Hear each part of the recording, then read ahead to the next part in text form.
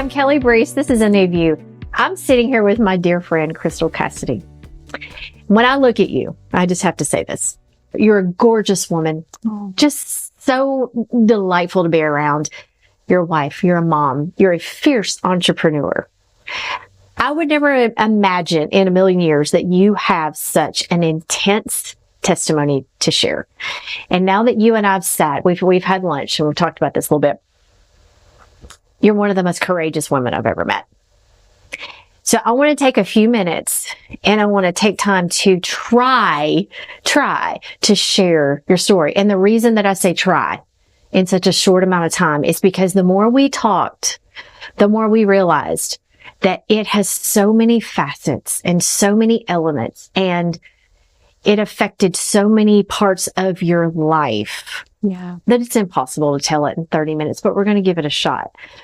Because the reason that we're doing this is because on the other side of your story is so much hope and such a beautiful, full life in Christ. And so I cannot wait for people to hear this. Yeah. So intense. It started as a 2-year-old. Mm-hmm. So we'll just start there. Yeah. So, gosh, to go back to the very beginning, it's like, where do you start, you know? Mm-hmm. But just to start, I was 2 years old and my mom was a single mom, and I had to go to my dad's every other weekend. And there is where he lived with his mom and his stepfather. And not long after my visitation started there, I was being molested by the step-grandfather. Mm. And that went on for 9 years. Until I was 11. And there's so many parts of that. I just want to, it's like, I just have to pause right there. 9 years. 9 years. It's unfathomable just to think about a trauma that went on that long. Yeah, you know, and it was on a weekly basis, and I think it intensified the older that I got, the more intense the abuse got, the further he went. Mm-hmm. So it just, I think for me, like growing through that and being silenced for all those years and just trying to learn how to cope as a child and not really understanding what's happening to you, but also feeling like this is kind of normal. Mm-hmm. It changes you, you know, and then you try to figure out and when you say normal, I mean, that's such a common word. It's used every day, all day long, but to you, what normal was just a day in your life to have experienced such trauma, and then to think in your mind, to be manipulated and told that it was normal.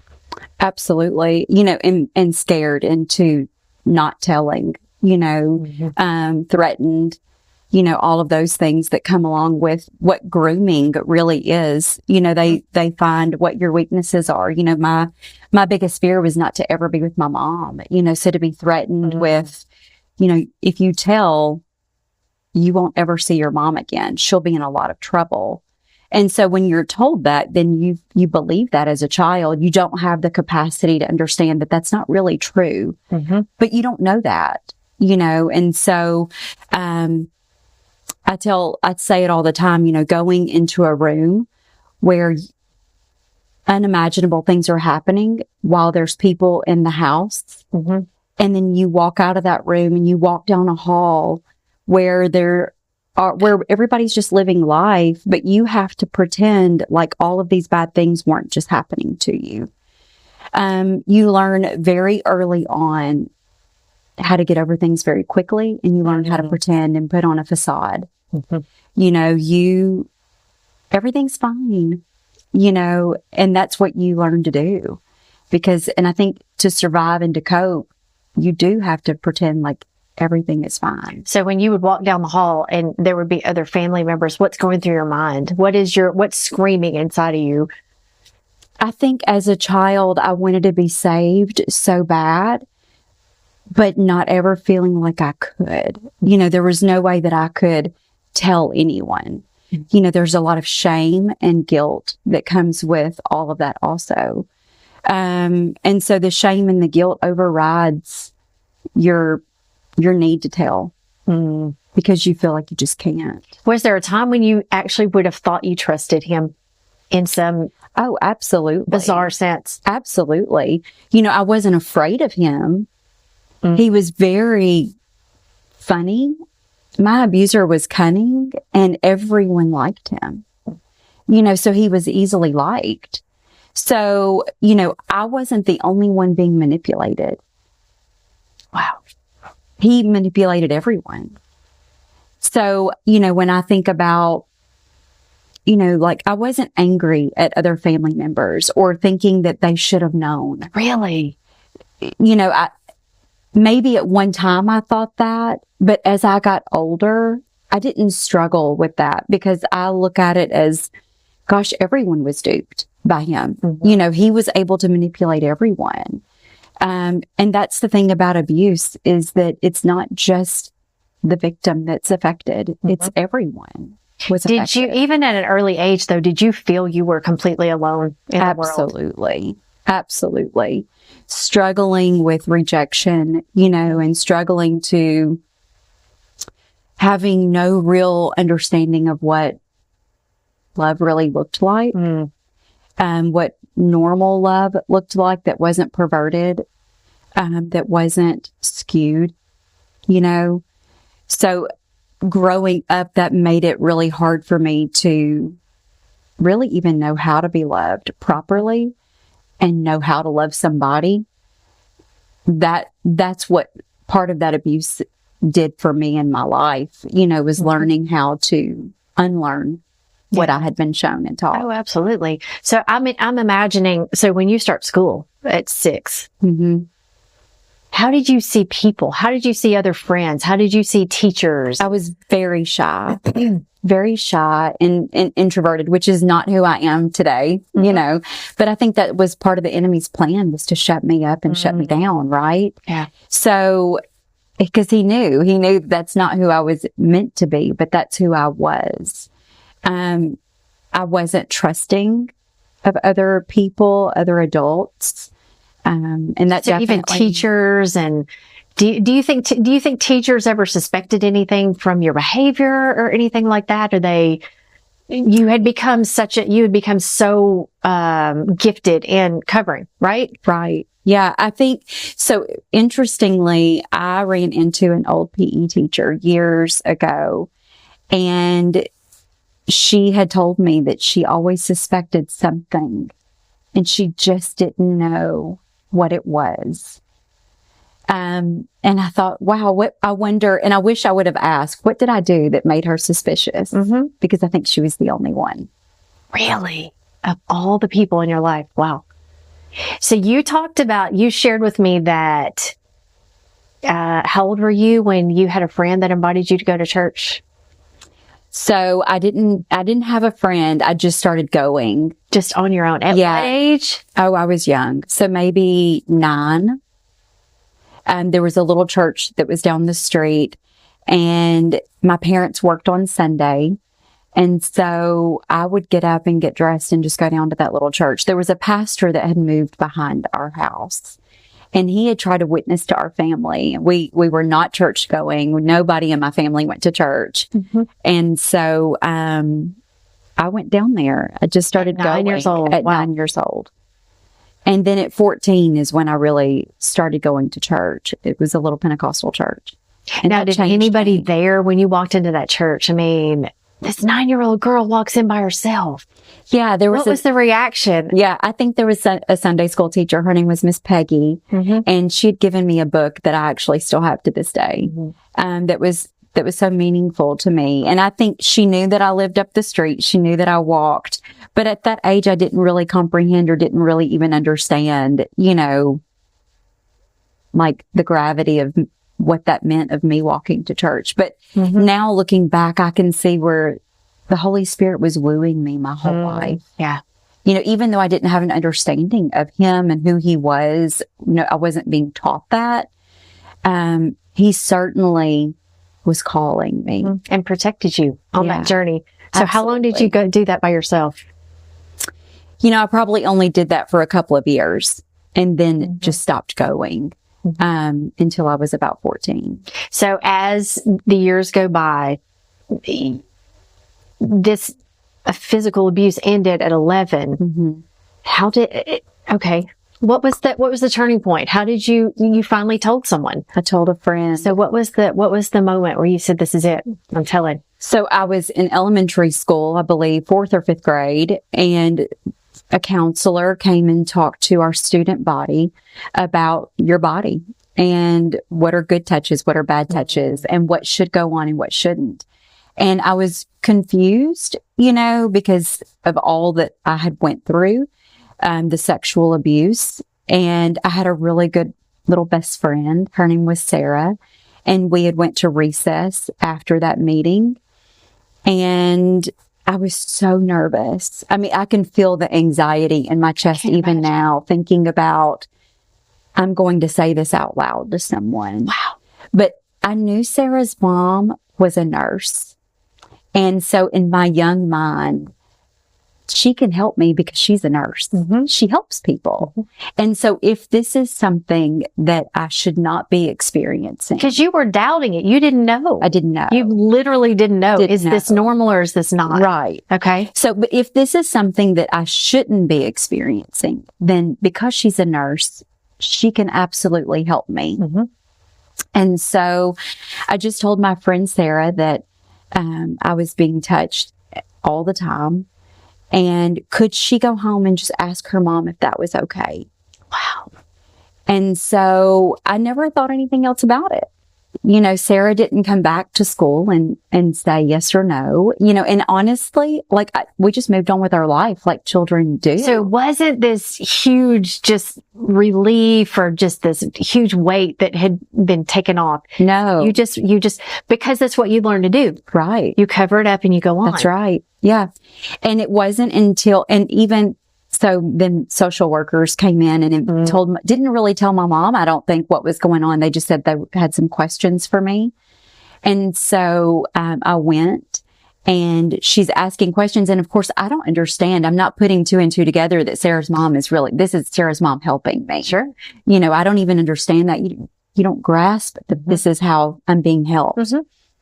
And so I lied. They were asking me very pointed questions and I couldn't even be honest. I couldn't even tell them that yes, this is what's happening. I was so embarrassed, and the social worker let me go, and she was going to give me back to my mom. And we sat down and she looked at me and she said, I have one more question.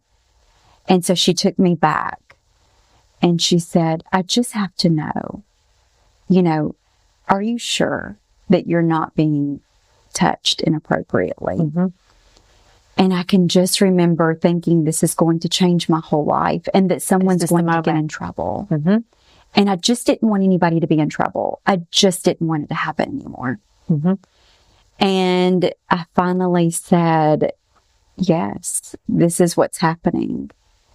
And I really want it to stop. And did you just feel yourself breaking at that point? I mean, it had to just be. It was a moment. So many years of holding that in. Right. And that had become so normal.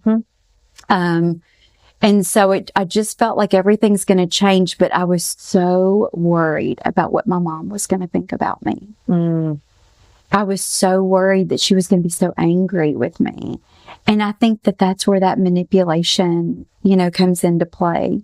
Of course, she wasn't angry at me. How did she react? Very shocked. Yeah. Shocked. Yeah. And now that I'm grown and I'm a mom, I can't imagine. I can't imagine, what that does, and the hurt and probably the guilt, even from how did I not know? Yeah. But there's no way that she could have known. I was so good at pretending like nothing was happening. Now there were so many times that I wanted to tell her through the years. I just didn't know how. Yeah.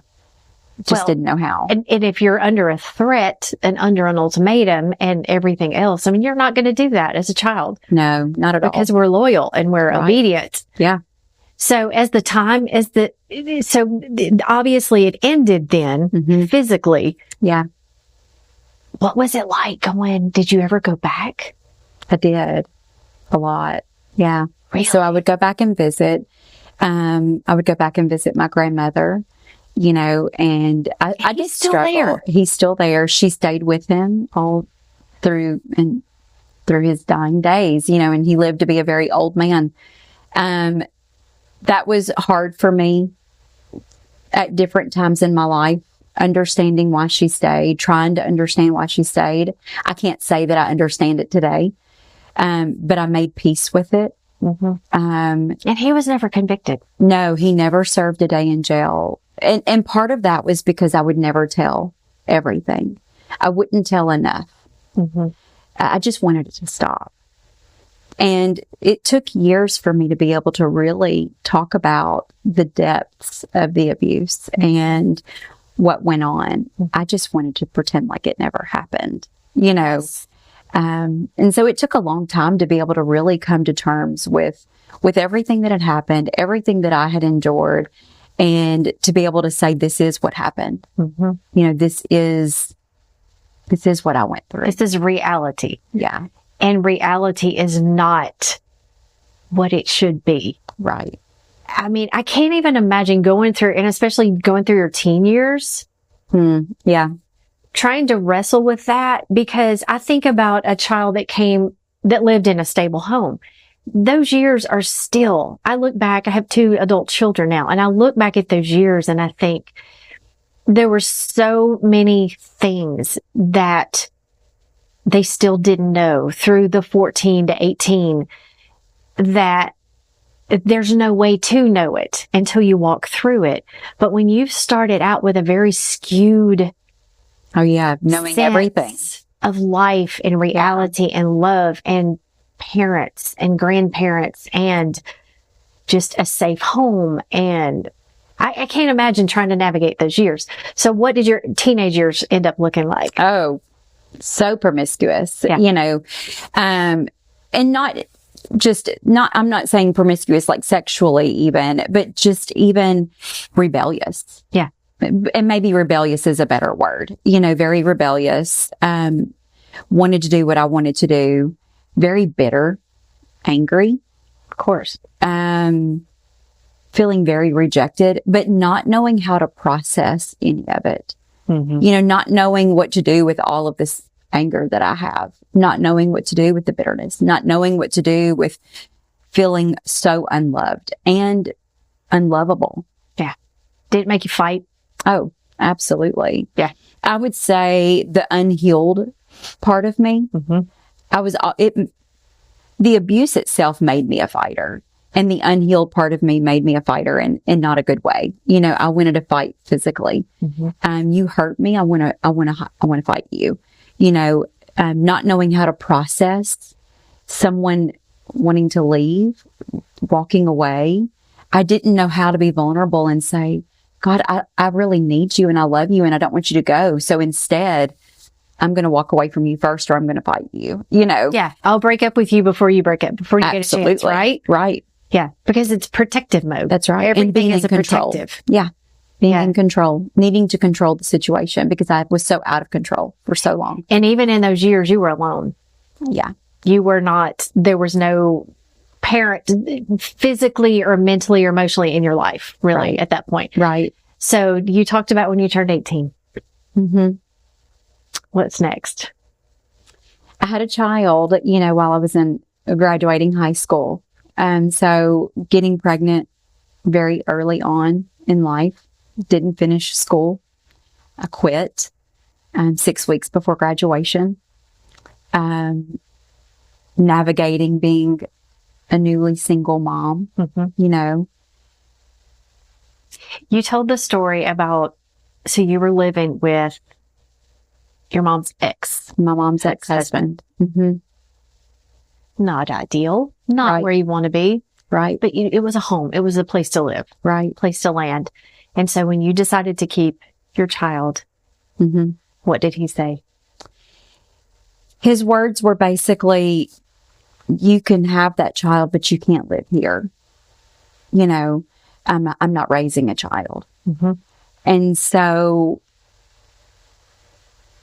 it was very hard navigating. Okay, so what do I do? Mm-hmm. You know, I had considered giving her up for adoption.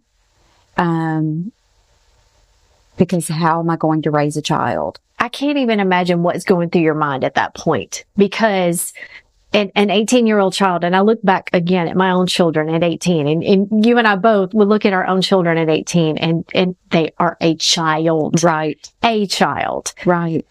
Knowing that they're faced with this, but adding on to it that you didn't feel parental love Right. through those years.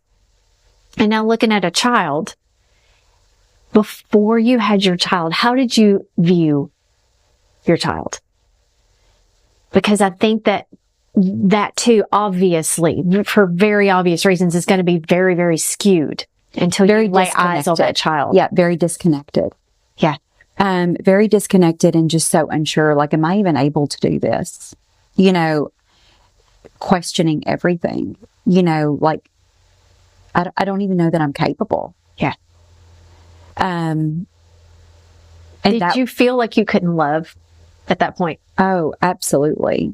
That's when I was probably the most, like, in the height of, I don't even know how to receive love. I don't know how to love. How can I love a child? Mm. So you had your child very, very early. Yes, she was 8 weeks early. Which is terrifying in itself. Absolutely. In any situation, right?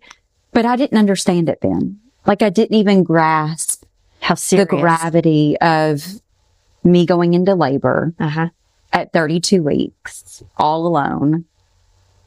I didn't even understand that I need to get to the hospital right now. You know, like, it just, and looking back, I'm like, how did we survive? Yes. How did we survive? Only God. Yes. Well, and I think it's kind of a generational thing. I think we all sort of look back and go, how did we survive those days? Because life was so different then. So different. You were literally on your own at 18 and in the biggest way in your case. So you called up a friend and said, hey, can you take me to the hospital? Yes. And you have this child. She's in NICU for how long? 2.5 months. Like, I can't imagine that stress and that fear, but you just did it. Yeah. And didn't really understand like I said, didn't understand the gravity of the situation. Now, was there ever a time when it was iffy if she would survive? Absolutely. Okay. You know, she had several blood transfusions. You know, she would stop breathing. She came home on an apnea monitor because she would stop breathing. And looking back, and you didn't even know to be scared, right? Oh, I didn't even know. Yeah, I didn't even understand. Wow. That's just, it's mind-boggling to me. So, okay, here's the part that blew my mind. You needed a place to live. Mm-hmm. So when you brought her home, where did you go? I went back to the place where I was abused. They had a pool house. And so that's where I took her. You know, we weren't living inside of that home, but we lived on that property. And what was that like? You know, when you are desperate and you just feel like you have nowhere else to go. Yeah. And that's what it felt like. This is what desperation looks like. But did you even know that it was desperation at the time? Did No. you, looking back on it, would you have even considered it desperation? No, but I knew I was nervous. Yeah. I was nervous. I was nervous to be there and having a child there. Absolutely. Well, you lived in survival mode for going on 20 years now, 19 years. Yeah. Wow. Mm. So how long did you stay there? We stayed there for a year. And then my ex-husband and I met my would then be husband, and we bought a house at 19 and started life very, very young. But that marriage ultimately failed after 12 years. But that was during the most crucial times of my life, of where I had no idea. I was so young. I had no idea who I was. I was so broken. Mm-hmm. I was such a mess. I had no business being married, Right. But who wouldn't Right. gravitate to that because it felt like security for the first time, Yeah. right? Yeah, for sure. So the years go by, and where you are now today, you've been married for how long? 10 years. We 10 just had our years. 10-year anniversary. That's amazing. Yeah. You're married to a very godly man, a very strong man who's been through his own stories. Yeah. My main question of everything is, how do you get to this place?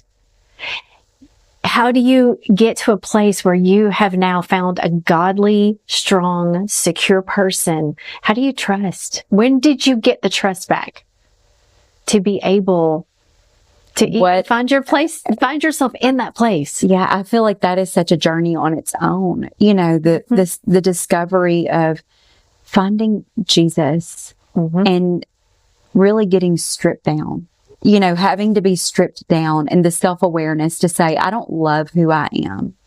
I don't love these things about me. These places where bitterness has grown, the lack of trust, all of those things, and learning to really even be loved by God, learning how to be loved by Him. All of that took really being broken down and being very, very vulnerable with God and saying, I don't have it all together. I don't have it figured out. And allowing Him to go into those places that were so broken, so messy, and start that healing process. Yeah. To get to a place where I could open up and allow someone like my husband now to love me, because I didn't know how. Had I met him years ago, prior to meeting him, I wasn't ready. I wasn't ready to be loved like that, to be loved so unconditionally. Yeah. That took allowing God to meet me at the most unhealed places. Absolutely. So I want to ask this question. If you are talking to someone who has been through this, they've been through a situation like this, and even a person like me, I'm not familiar with this type of situation. And my first question is, as a child, you had to have been asking yourself at some point, what kind of loving God would allow this to go on for 9 years? Why did He not come in and rescue me? Yeah. How do you answer that question? How do you respond? How do you reconcile that in your heart? I would have to be very honest and say I did ask those questions. I did find myself in that place of, God, where were you? How could this have happened? Asking all the hows and whys. And ultimately, I have to tell you that the peace, the love, the joy that I found in God overrode my need to understand why. And that didn't happen overnight. But falling more in love with Him and learning how to love Him, learning how to let Him be my Heavenly Father, overrode my need to understand why. Yeah. And I just have to know that underneath all of the things, that there's good and there's evil. And some things we won't know on this side of heaven. And I don't have to. Yeah. I want to keep going on this. There's so many things, there's so many questions that I want to ask about your story. I want to talk about the hope, and I want to talk about what your life looks like now on the other side of this. So will you stick around? We're gonna talk a little bit more about this, but I think that we have an opportunity to talk to so many people who have experienced what you've experienced, or something traumatic in a different way. Right. But where we all need to be is in a place of hope with our heavenly parent, our heavenly Father, no matter what we grew up with. Right. So I want to talk about that when we come back. Okay. Okay.